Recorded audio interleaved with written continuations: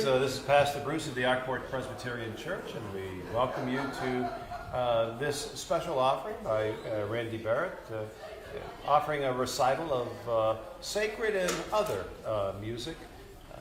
We're just grateful that he does this to bless us and all who have joined us. So let us listen. Okay, a little backstory. I got this idea from Ed, the pianist that I've replaced, I guess, and he would do recital periodically, and it seemed to be well received and a nice extension of his service for the congregation. And then additionally to that, this is late October now, and my parents, I dedicate this to both my mother and father who had the foresight to pay for the music lessons, buy my time to practice, get me to lessons on time, and somehow it stuck, and I'm 60 years later still playing on the keyboard to some extent. I'll start out with some easy songs to get warmed up, and then have some more stories to tell. I'm trying to do some more of my difficult pieces, which is questionable. So this is Misty by Errol Garner.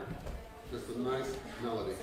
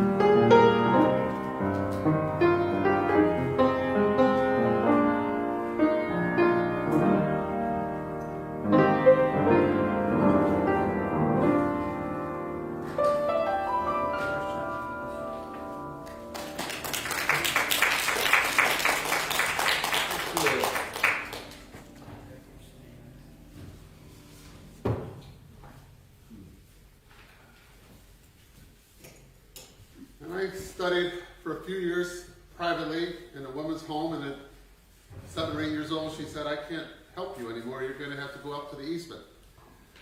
My mother got me enrolled in that, and these became my heroes: Mozart and Beethoven and Brahms and Czerny, Bach, Endless, Tchaikovsky, Schumann, and Strauss. So this is what I practiced endlessly for years of my life, getting a piano degree.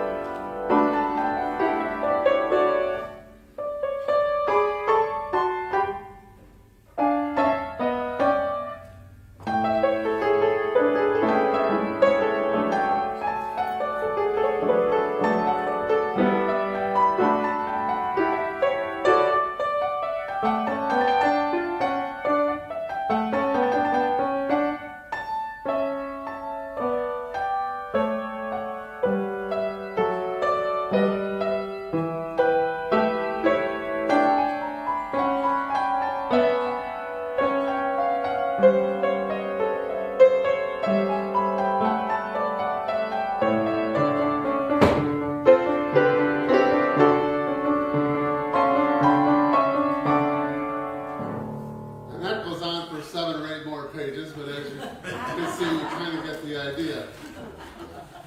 Well, you can imagine a young boy saying, well, this is nice and this is good for you, but Mr. Diamond, my instructor, was adamant that these were the pieces that I should be performing and concentrating on. And I brought him this one day, and he just looked at it briefly and said, put it away. You don't need to waste your time on this.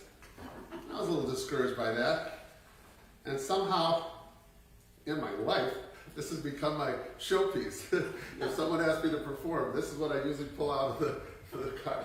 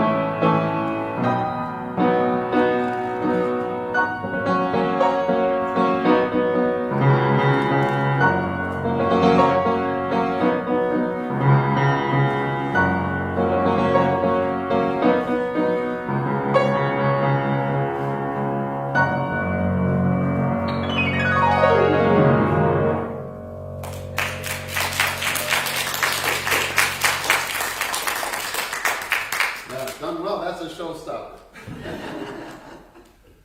And then I love to play movie themes and scores. So a little something from The Sound of Music.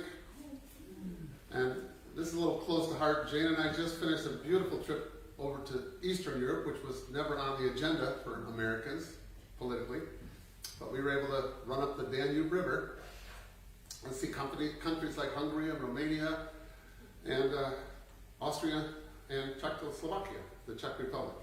And Salzburg, Austria was where this movie was filmed and more or less where the storyline went. So you can just picture The Sound of Music in the hills around Salzburg, Austria.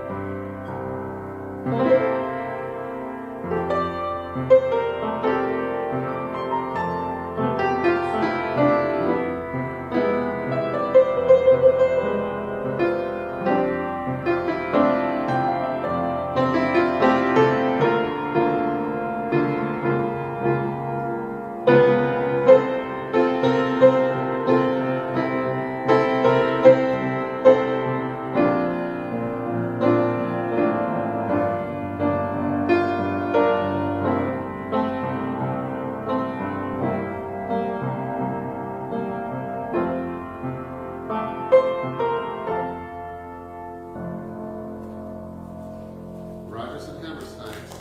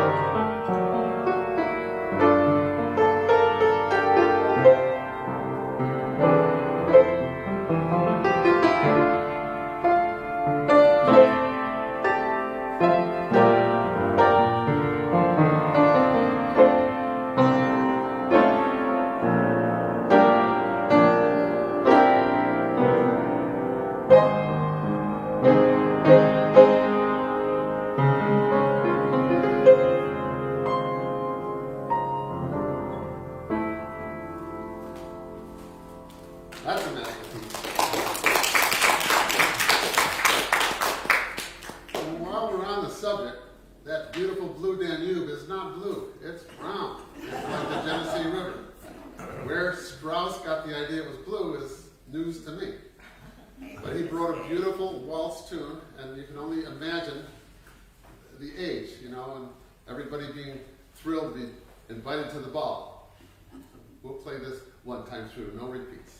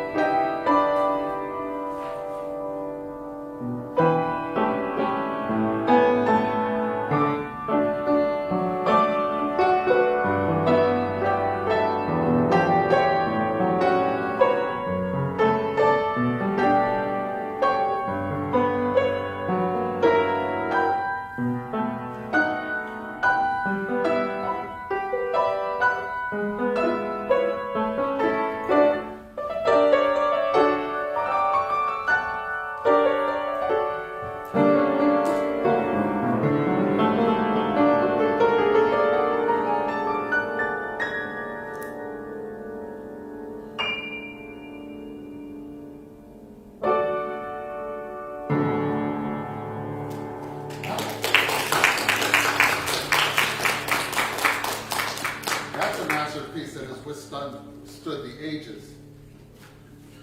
And it was a pleasure to hear it with a symphony orchestra at the Kursalam performance venue in Vienna, Austria. Jane and I both had a wonderful experience to do that. And you know, there's Germany and Austria on one side of the Danube, and then right across from that is the Czech Republic in Prague. And I never thought much about the Christmas carol about good King Wenceslas.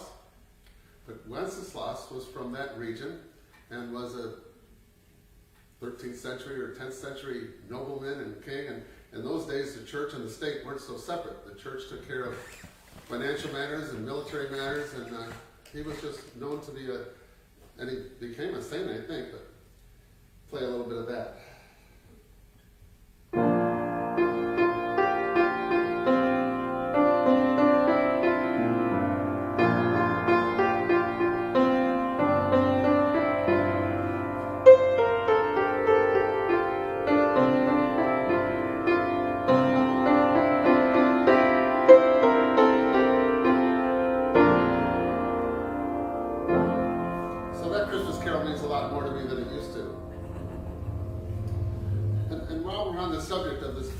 Happen to good people and this nuclear threat and the crazy war in Ukraine. I've been nudging Pastor Bruce to let me play this song, and I play it as my soundbite in the morning, and it's my prayer, and it expresses myself. And if you want to look it up, it's number 622 in our hymnal, but the words to it just hit me. 622 in the hymnal is, "When will people cease their fighting?" And it goes, "When will people cease their fighting? When will armies wage no war? Nations conquer not their neighbor. Weapons idle, use no more. When will guns and bombs be silent? When will captives be set free?" I didn't make this up. This is right in our hymn book.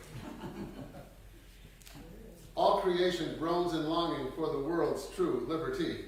And on the third verse it ends with, "Christ shall reign, then will all our swords be plowshares and God's children free from pain." I'll just play one verse of it. I just think it's a beautiful hymn to make a daily prayer of. That's kind of how I start my day with it a lot of days.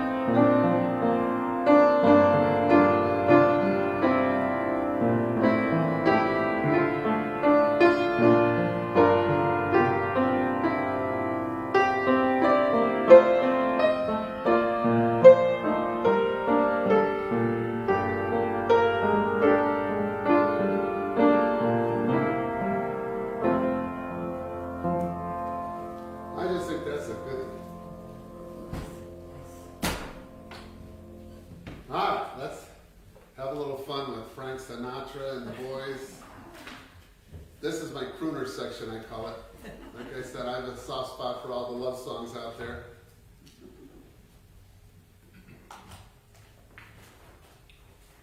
And I'm getting to the age where this one's starting to make sense.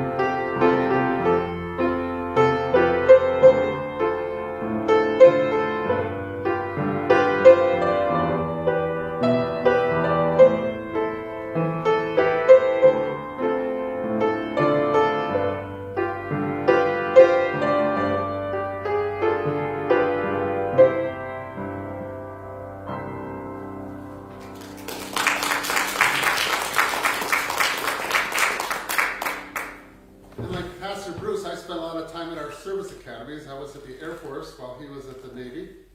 And one of the joys I had was to hear John Denver perform at our cadet, Arnold Hall we called it, where we had the performing arts. He was nobody then, nobody had heard of him. And that's when I first learned his story. He called himself Old Four Eyes because he wore thick glasses. So he couldn't fly. And his father was an Air Force pilot who, of course, dreamed that his son would follow in his footsteps and be his legacy. And it just wasn't going to happen. So somehow John, kind of shy and withdrawn, turned to music to express himself.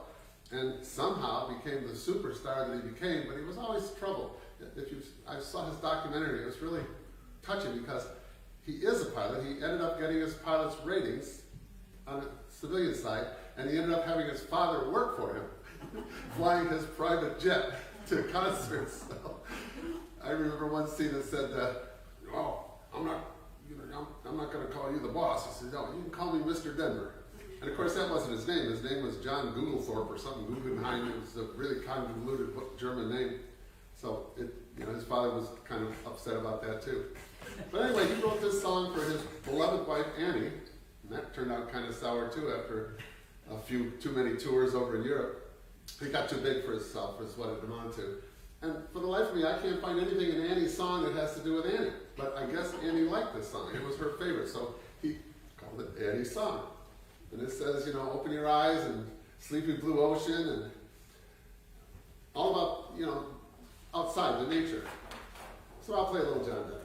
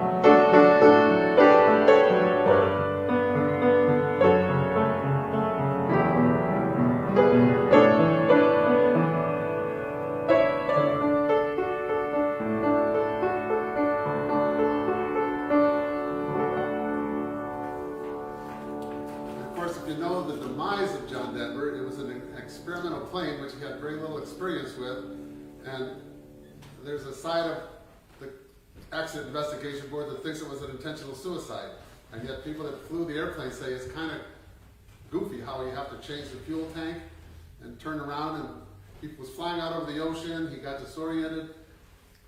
We don't know, but he died in a plane crash, just one of those straight ins, you know, there wasn't anything left of him to find.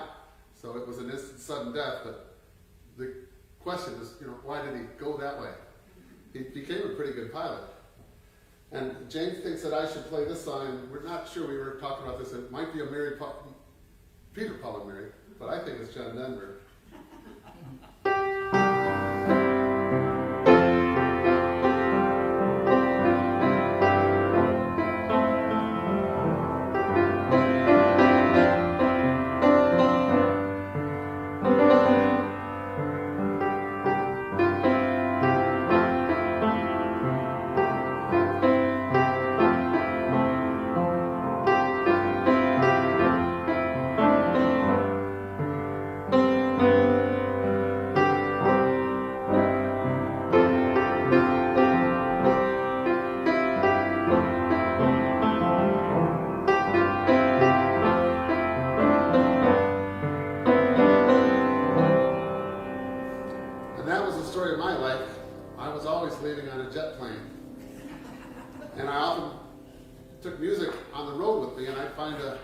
grand piano somewhere in the atrium of the hotel.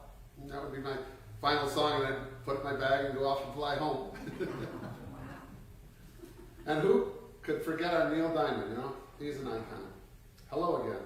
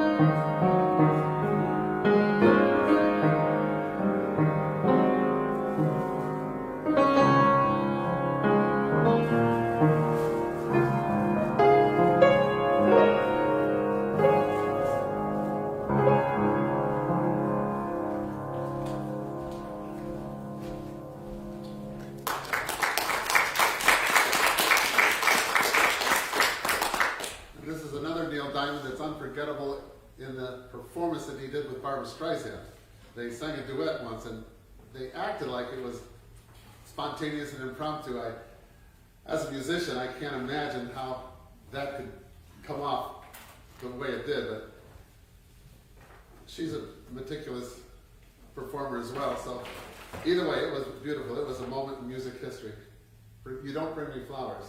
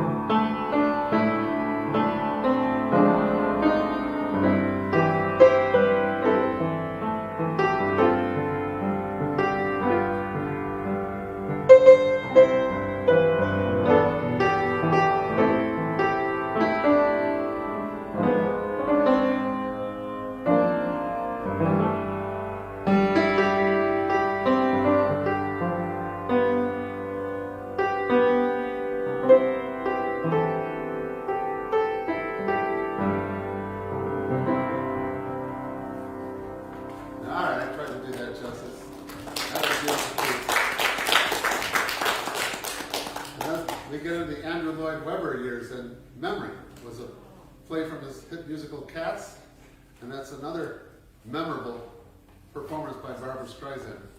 She knocked it out of the park, this song. It's a beautiful song.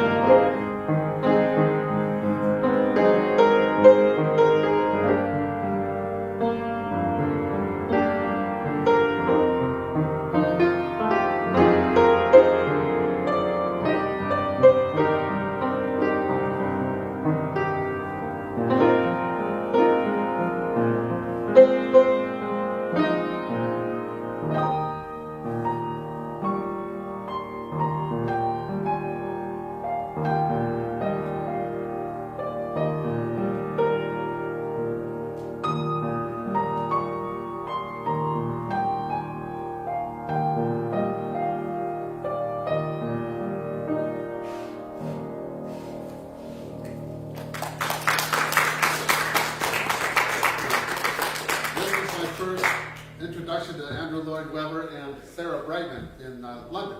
I would fly to London and just go buy tickets to whatever sounded good at the time or what you could get tickets for. Like $5. It was so cheap, East End. And Andrew Lloyd Webber was nobody. Nobody had heard of him or his plays. Sarah Brightman was just coming out of the shadows. And it was long before Phantom, which made both of them, world hits. But I almost walked out of it. I was tired anyway, but at the first half of it, I said, this is nuts. What's this play all about? And one of my crew members the next day said, here, read this book, and gave me a little cartoon book, a little kid's storybook. And it explained everything, who Mr. Mistopheles was and all the cat characters that were presented in that play. So it suddenly made it, and from that point forward, I learned to research theater before I go there so that I don't miss it all. So it just doesn't go in and go right over my head. Hamilton is a good example of that. Read the book before you go spend all that money to see Hamilton, because he's quite a character and there's a lot to his story. How are we doing on time, Jane? It's about time to wrap it up. It's time to wrap it up. I was going to do a dissertation on my daughter. She just married a nice Jewish fellow. So talk about theology. I'm seeing life from their point of view. And my memories of her were from being 7 or 8 years old. She and Grandma and I went to a showing of the Disney show Colors of the Wind, a song performed by Vanessa Williams. And I was just taken back. The kid just, in the middle of the theater, started belting out all the words, singing at the top of her lungs to this song. So I thought, wow, that's great. So I picked it up and learned it.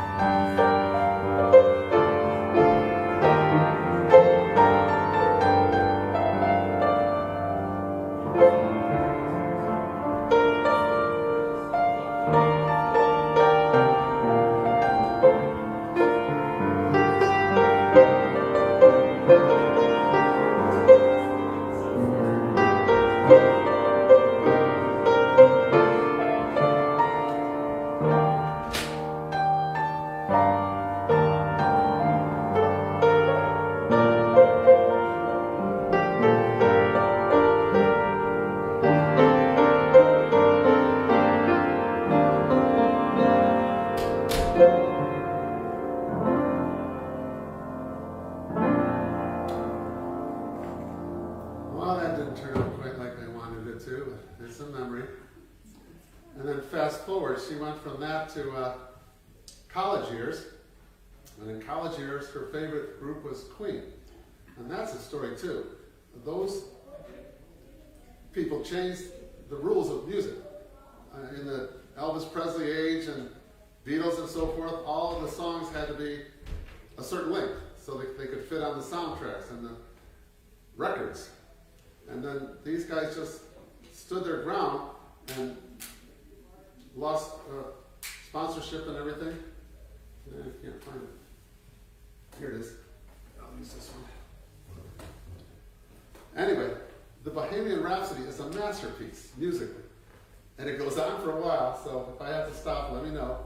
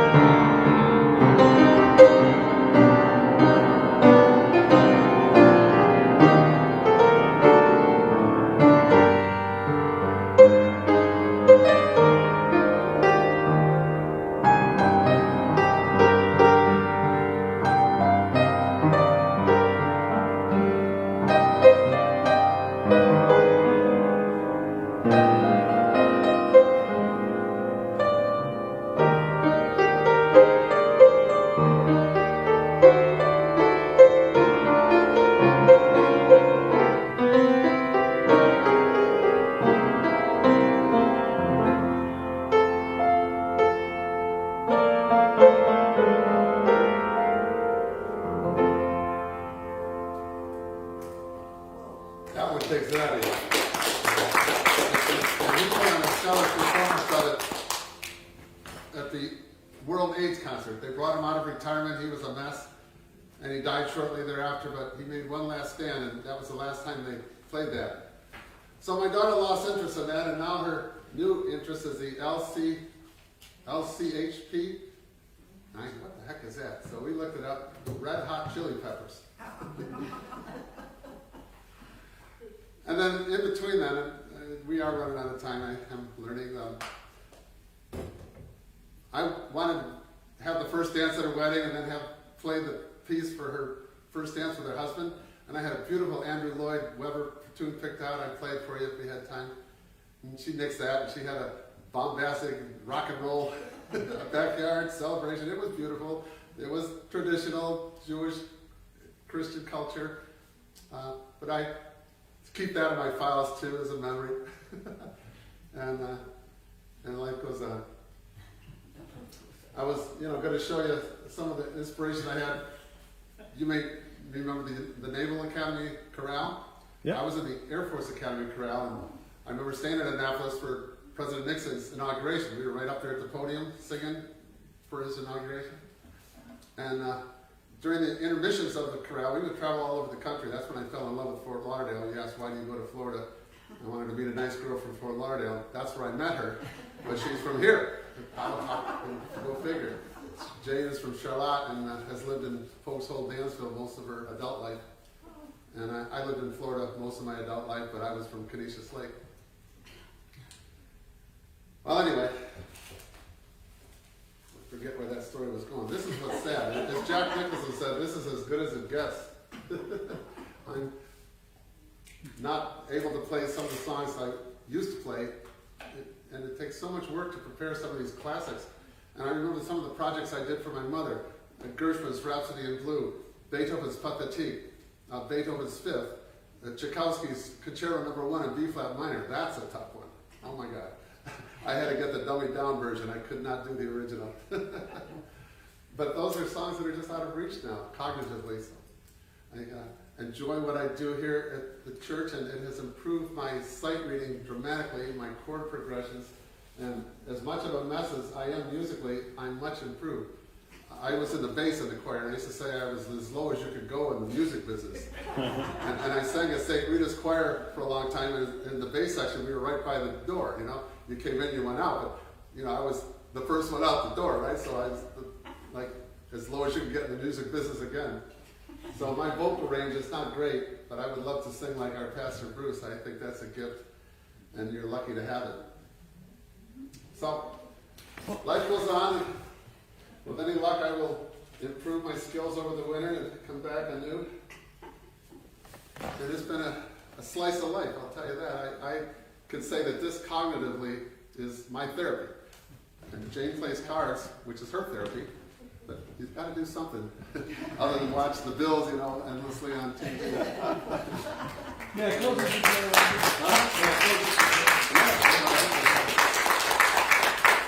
So Randy, just thank you so much for tinkling the keys for us and bringing us down memory lane. I think we all have our own favorites. I like the crooner section myself. Okay. That was really good for me. But thank you so much for the diversity of your skills, sharing what you have with your church family. And again, blessings from our family to you and Jane as you travel and take leave of us for some number of months. You'll be in our hearts. And this is a journey, that's for sure. I look forward to giving my first sermon, and I want to play a wedding here. We haven't had a wedding since I've been here. I keep asking him, so when's that? Well, great. So can we just give Randy one more round of applause? And just...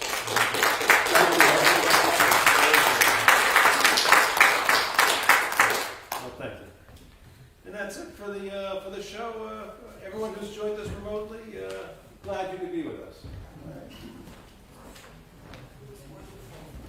And the acoustics of this sounding board being out in the open, I think, are outstanding. Anybody notice a difference in the piano?